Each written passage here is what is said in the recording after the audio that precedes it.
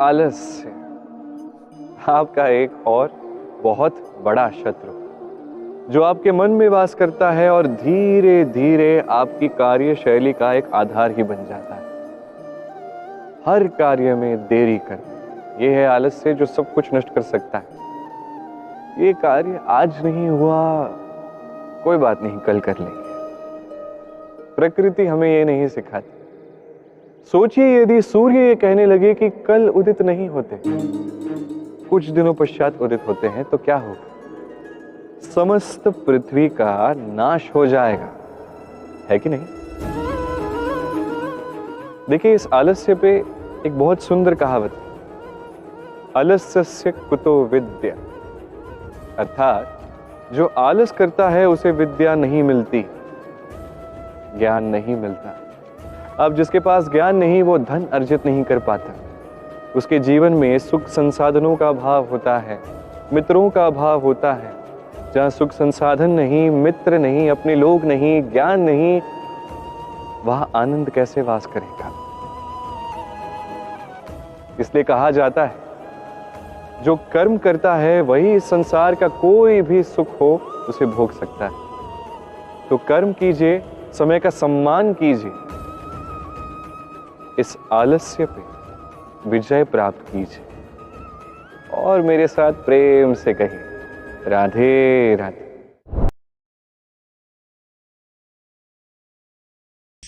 भगवान और भूल दोनों एक ही अक्षर से आरंभ होते हैं, और तो और दोनों की राशि भी एक ही है। अब आप कहेंगे भगवान भूल, इसमें क्या समानता हो सकती? बहुत बड़ी समानता है। न केवल ये एक अक्षर से आरंभ होते हैं, बल्कि इनका विजय मंत्र भी एक ही है। भगवान को मानो, उन पर विश्वास करो, उन्हें स्वीकार करो। ये करोगे तो मन की दृष्टि से भगवान देख ही जाते हैं और वो आपको संपन्न कर देते हैं। यही भूलों के साथ भी है। अपनी स्वयं की भूलों को मानो, स्वीकार करो, सब कुछ अपने आप ही स्पष्ट रूप से दिखने लगता है। जिस दिन आप अपनी भूल स्वीकार करना सीख जाते हैं, उसी दिन से प्रक्रिया आरंभ होती है अपनी भूल को स्वीकार करने की। आप समझ जाते हैं कैसे अपनी भूलों को सुधारना है। स्मरण रखिए, स्वयं को श्रेष्ठ बनाने के लिए अपनी भूलों को स्वीकारना आवश्यक है। इस जीवन में शांति लाने के लिए ईश्वर को स्वीकार करना आवश्यक है। सदैव अपने गुण और अपने दोष स्मरण रखिए, आजीवन सुखी रहोगे। राधे राधे।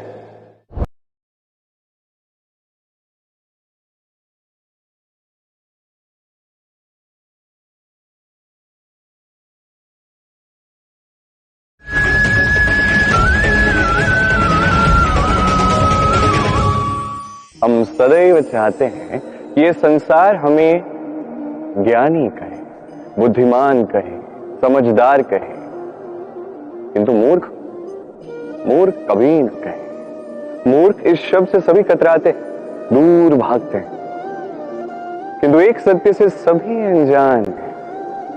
मूर्ख बनना बुद्धिमान बनने की ओर पहला कदम होता है।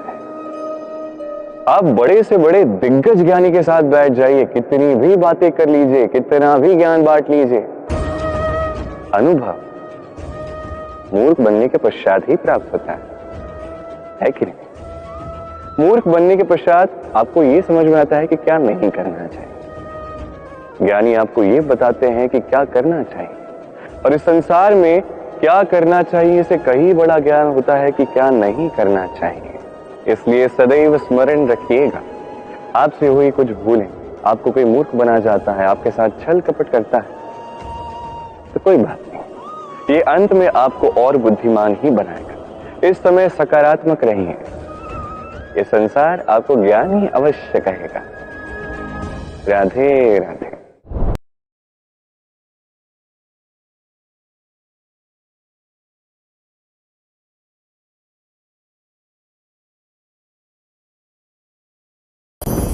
लोभ आपके भीतर का एक और शत्रु। देखा जाए तो ये शब्द एक संस्कृत शब्द लुभ इसके धातु से बना है, अर्थात प्राप्त करना। अब कुछ प्राप्त करना अनुचित नहीं, थोड़ा और प्राप्त करना भी अनुचित नहीं, किंतु सबसे अधिक मैं ही प्राप्त करूंगा, मुझे और चाहिए, मुझे अधिक प्राप्त करना है और अधिक प्राप्त करना है, ये लोभ है। और ये लोभ जब आता है तो जो कुछ भी आप प्राप्त करना चाहते हैं, चाहे धन हो, मान हो, उसे प्राप्त करने के लिए व्यक्ति किसी भी स्तर पे पहुंच जाता है। यदि व्यक्ति धन प्राप्त करना चाहता है तो उसके लिए अधर्म के पथ पर भी चल पड़ता है। मान प्राप्त करना चाहता है तो दूसरों को नीचा भी दिखाने लगता है। अंत में आपको यही लगेगा कि कदाचित थोड़ा कम प्राप्त कर लेता, किंतु प्रेम से प्राप्त कर लेता तो ये जीवन और भी अधिक सुखी होता है। देखिए, ये लोभ आपके जीवन में, आपके मन में कब प्रवेश कर दे आपको पता भी नहीं चलेगा। तो इसे पहचानिए और तुरंत जीवन से निकाल फेंकिए। जो भी प्राप्त करना है प्रेम से प्राप्त कीजिए और इसी प्रेम के साथ कहिएगा, राधे राधे।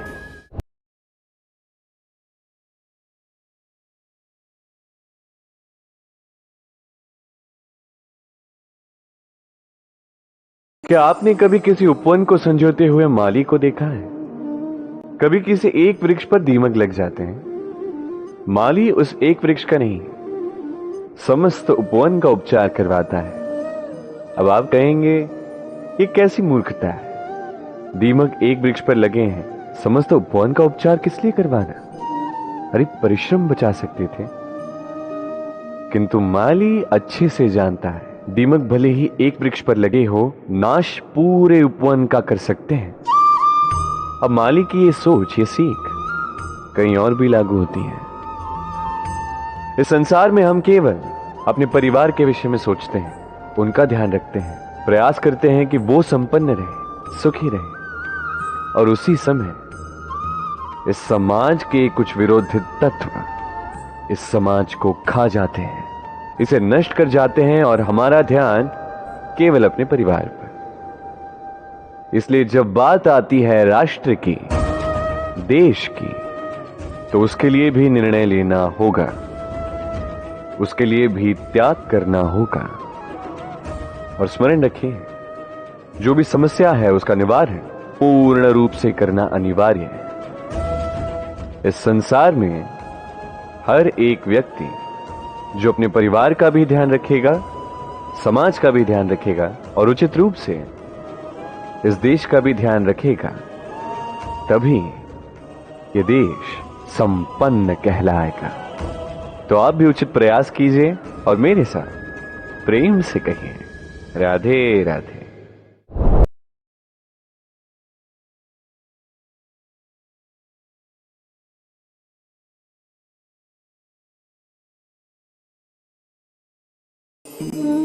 आपके भीतर का एक और शत्रु, ये क्रोध क्या है?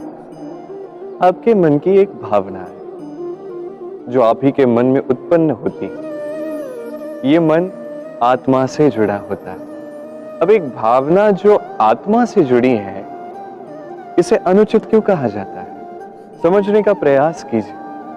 क्रोध कभी कभी आवश्यक भी होता है, विशेष रूप से तब जब आप एक उचित पक्ष में खड़े हैं, सामने वाला अधर्म के पक्ष में खड़ा है और वो विनम्रता से ना माने। जैसे श्री राम क्रोधित हुए थे सागर पर, वो उचित था और तब तक उचित है जब तक आप क्रोध को साध सकें। यदि क्रोध आपको साधने लगा तो परिस्थिति कुछ ऐसी हो जाती है। सामने एक व्यक्ति है जिसे क्रोधवश आप हानि पहुंचाना चाहते हैं। आपने एक अंगारा उठाया। अभी अंगारा सामने वाले को हानि पहुंचाने से पूर्व स्वयं आपके हाथ को जलाता है। बस क्रोध यही करता है, सर्वप्रथम आपका नाश करता है, आपका विवेक हर लेता है, आप अपना नियंत्रण खो देते हैं, सब कुछ बिगड़ जाता है। अधिकतर लोग क्रोध में ऐसे निर्णय लेते हैं जो उन्हीं के विनाश का कारण बनते हैं। अब कुछ लोग कहते हैं कि हमारे जीवन में इतनी पीड़ा है, इतने संकट है कि क्रोध आ ही जाता है। ऐसे समय पर उचित यही है कि आप स्वयं को इस क्रोध से दूर करें और फिर समस्या का निवारण करें, क्योंकि यही निवारण आपके जीवन को एक श्रेष्ठ स्तर पर ले जाएगा। तो क्रोध से दूर रहें, प्रसन्न रहें और मेरे साथ प्रेम से कहें राधे राधे।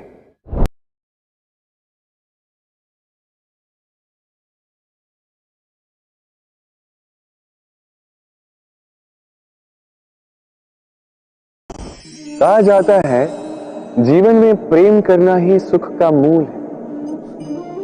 सत्य भी। अब प्रश्न ये उठता है कि प्रेम किससे किया जाए। यदि आपको कुछ क्षणों के लिए सुख चाहिए तो प्रेम कीजिए अपनी रुचियों से।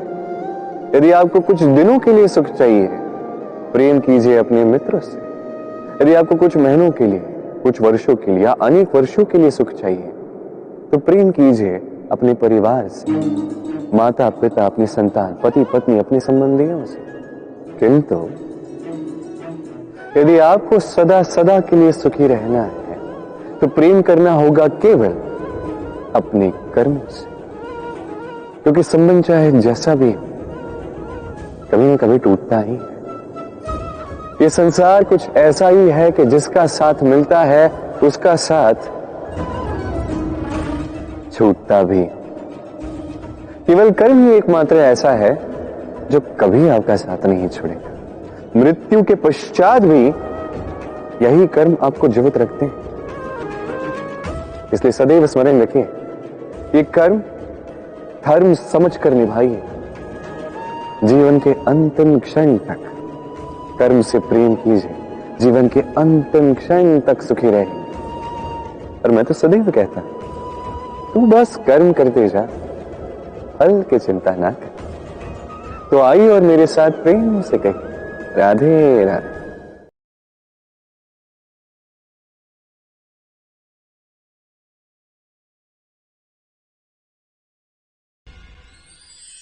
क्या आपने कभी जल को अपनी मुट्ठी में बंद रखने का प्रयास किया है? चलो आज करते हैं।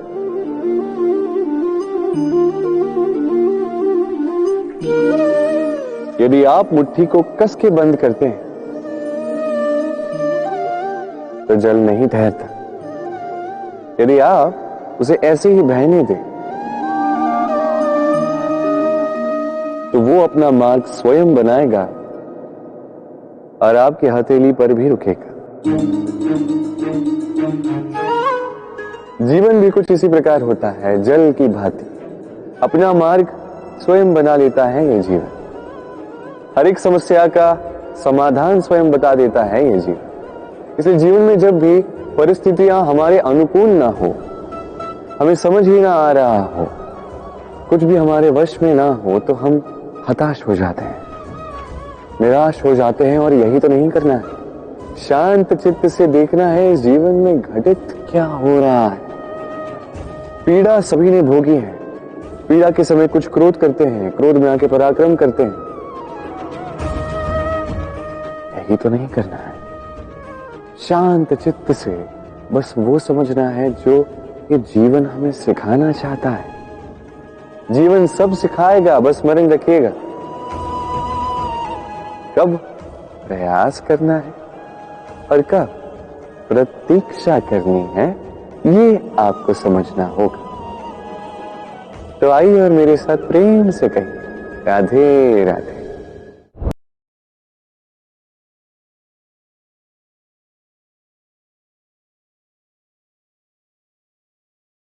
कई सारे लोगों के मन में एक प्रश्न उठता है मुझे और राधा को लेकर। कहते हैं ना मैं और राधा साथ में रहते हैं, ना हमारा विवाह हुआ है। मैं यहां द्वारका में, राधा वहां बरसाना में, तब भी इतना प्रेम कैसे? ये संबंध है कैसा? मैं उनसे सरल सी बात कहता हूं।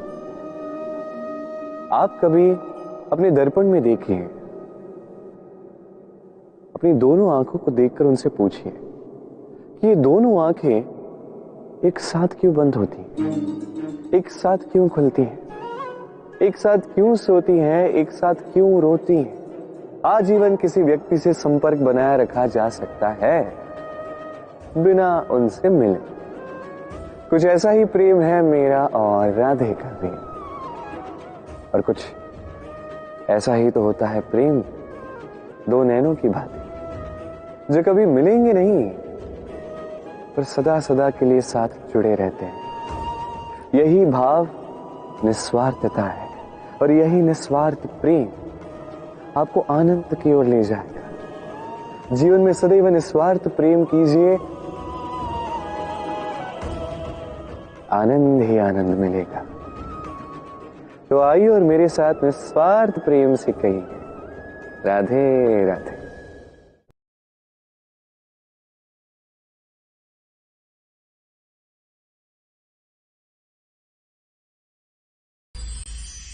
पक्षी राज कहलाता है बाज।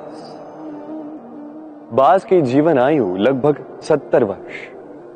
अब 40 वर्ष में आते आते उसके पंजे लंबे और लचीले हो जाने लगते हैं, चोंच टेढ़ी हो जाती है, पंख भारी हो जाते हैं, अर्थात वो भव्य उड़ान नहीं है, वो शक्ति नहीं। अब बाज क्या करे?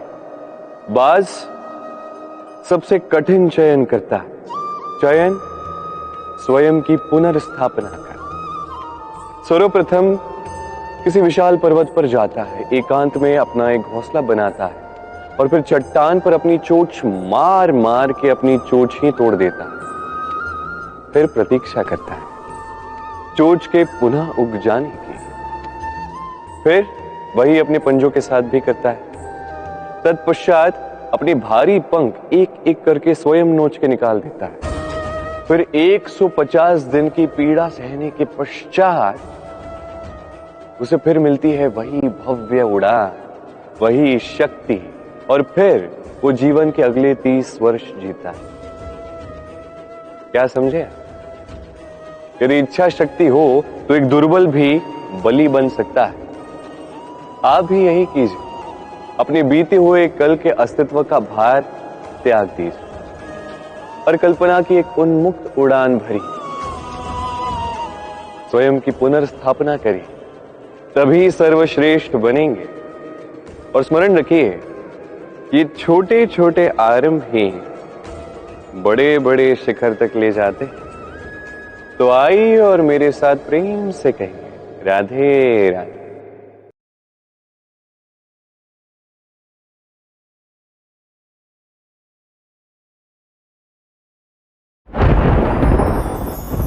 जीवन में यदि आपको मित्र प्राप्त करने हैं तो आपको कई सारे कार्य करने पड़ते हैं। पहले तो एक योग्य पात्र ढूंढना पड़ता है, उसके साथ समय व्यतीत करना पड़ता है, सुख दुख में उसके साथ रहना पड़ता है, तब जाके मित्र बनते हैं। किंतु यदि आप शत्रु ही ढूंढना चाहते हैं तो कहीं जाने की आवश्यकता नहीं है, क्योंकि आपके सबसे बड़े शत्रु और कहीं नहीं, आप ही के मन में, आपकी चेतना में। क्रोध, मोह, लोभ, काम, मद, मात्सर्य, ये ऐसे 6 सबसे बड़े शत्रु हैं जो आपके आने वाले 7 जन्मों का नाश करने में सक्षम है, यदि आपने इन्हें नहीं संभाला तो। अब इनसे युद्ध यदि लड़ना है तो ये एक महाभारत की भांति, जिसमें अर्जुन भी आप हैं, कृष्ण भी आप ही, क्योंकि ये युद्ध और किसी से नहीं अपितु स्वयं से, अंतर मन का ये युद्ध, और इसे जीता जा सकता है नियंत्रण और अनावरत प्रयास से। तो यही कीजिए, इन 6 शत्रुओं को मात दीजिए और मेरे साथ प्रेम से कहिए, राधे राधे।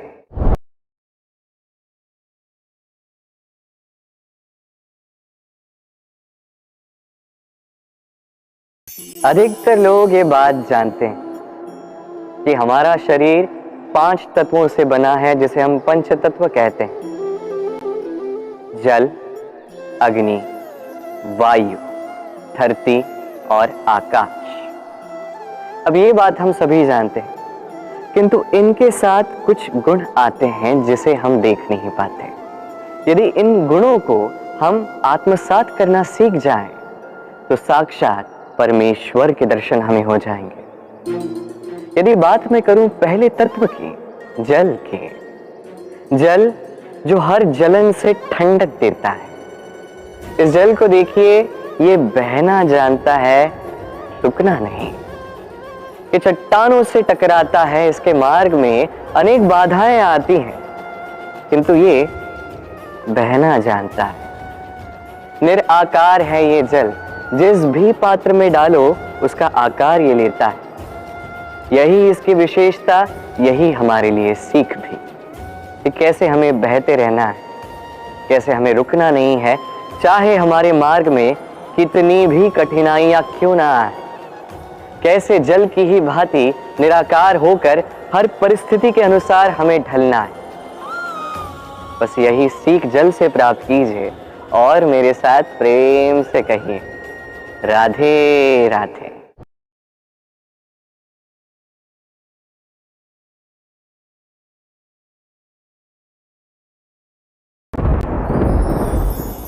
मोह आपके भीतर का एक और शत्रु। अब लोग प्रेम और मोह में अंतर नहीं समझ पाते। कुछ लोग सोचते हैं कि मोह में ऐसा क्या बुरा है। यदि किसी व्यक्ति को अपने माता पिता से, अपनी संतान से मोह हो तो इसमें बुरा क्या है? बुरा है, और उनके लिए भी हो सकता है जिनसे हम मोह करते हैं। अब मोह और प्रेम में अंतर क्या है, मैं आपको समझाता। मोह केवल पाना चाहता है, वही प्रेम केवल देने का नाम है। दोनों ही परिस्थितियों में आपके हाथ फैले हुए रहते हैं। मोह में किसी वस्तु को या किसी व्यक्ति को प्राप्त करने के लिए, और प्रेम में केवल प्रदान करने के लिए। मोह में आपके पांव में बेड़ियां बन जाती हैं। यदि माता पिता को संतान से मोह हो जाए तो वो अपने संतान को कभी दुख में, चिंता में, पीड़ा में देख ही नहीं सकते।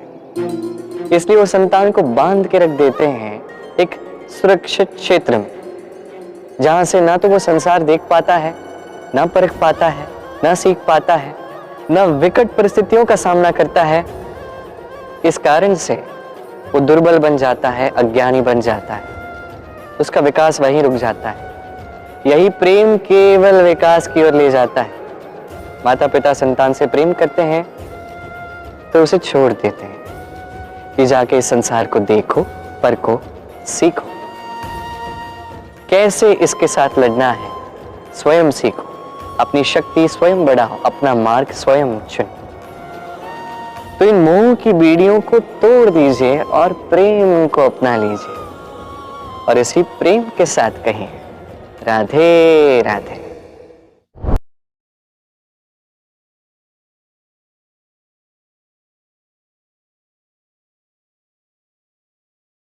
वायु पंच तत्वों में से तीसरा तत्व।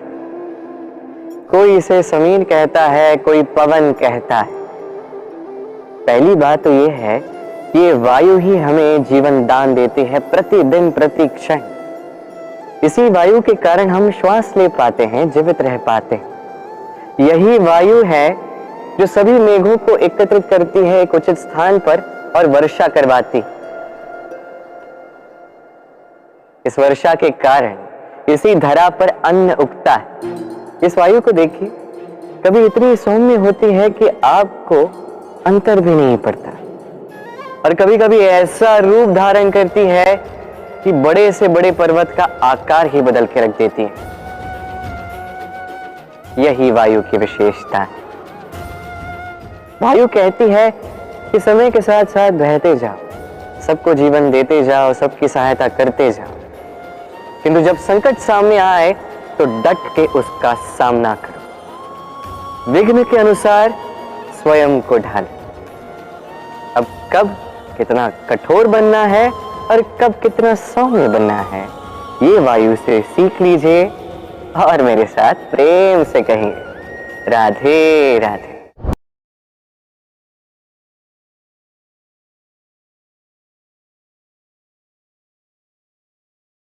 पंच तत्वों में से दूसरा तत्व है धरती, भूमि, जिसे हम धरती माता कहते हैं।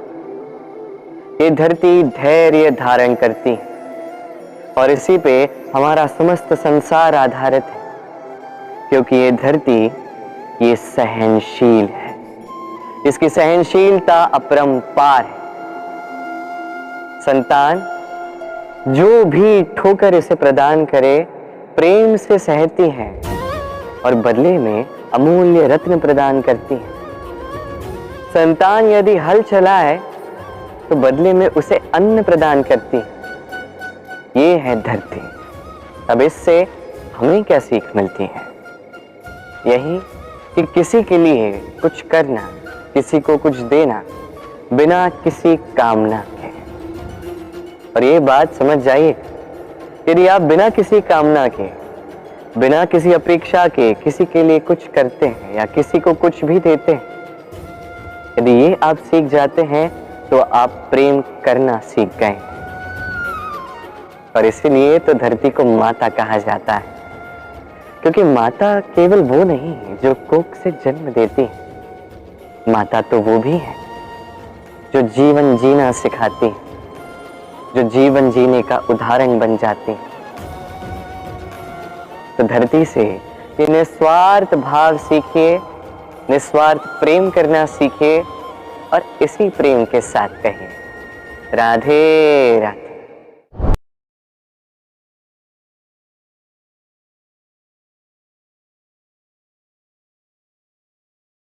ईर्ष्या हमारे मन में वास करने वाला एक और शत्रु। ये शत्रु कभी कभी हमारे लिए लाभदायक भी हो सकता है, किंतु यदि हमने ध्यान नहीं रखा तो उतना ही अधिक घातक भी हो जाता है। यदि आपका कोई प्रतिद्वंदी है जो आगे बढ़ रहा है, उसे देख के आपको ईर्ष्या हो रही है और ईर्ष्यावश आप निरंतर प्रयास करते हैं, परिश्रम करते हैं आगे बढ़ने के लिए, तो इससे आपका विकास ही होगा। किंतु यदि आप अपने विरोधी का अंत करने के लिए अग्रसर हो गए, उसका नाश करने के लिए अग्रसर हो गए, तो यही ईर्ष्या आपका भी नाश अवश्य करेगी। एक कहावत है, ये तो पशु प्रवृत्ति है कि आप ही आप चरे, वही मनुष्य है कि जो दूसरे मनुष्य के लिए मरे। ये ईर्ष्या यदि आपको विकास की ओर ले जाती है तो ये उचित है, यदि आपको किसी और के नाश की ओर अग्रसर करती है तो इससे दूर रहना ही आवश्यक है। यूं समझ लीजिए आपके पास एक सुई है, इससे आप फटे हुए वस्त्र भी सिल सकते हैं या तो किसी और के पात्र में छेद भी कर सकते हैं। आप क्या चाहेंगे, स्वयं का विकास या किसी और का विनाश? निर्णय आपका है। आइए और मेरे साथ प्रेम से कहिए राधे राधे।